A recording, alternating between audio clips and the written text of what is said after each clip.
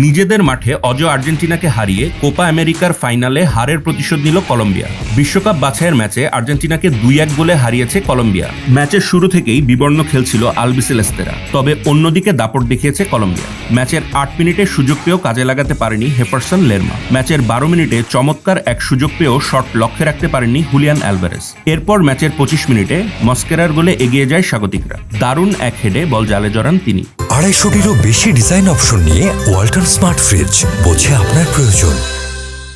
গোল হজম করে বেশ চাপে পড়ে লিওনেল স্ক্যালোনির দল। প্রথমার্ধের বাকি সময় আরও বেশ কয়েকটি সুযোগ পেলেও কাজে লাগাতে পারেনি লিওনেল স্ক্যালোনির শিষ্যরা, যার ফলে 1-0 গোলের লিড নিয়েই বিরতিতে যায় কলম্বিয়া।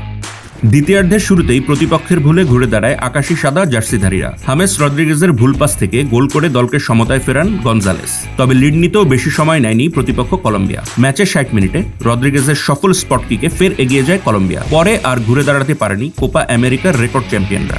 বিশ্বকাপ বাছাইয়ে এটি আর্জেন্টিনার দ্বিতীয় হার। তবে 18 পয়েন্ট নিয়ে টেবিলের শীর্ষস্থান ধরে রেখেছে স্ক্যালোনির দল, আর 16 পয়েন্ট নিয়ে টেবিলের 2-এ অবস্থান কলম্বিয়ার।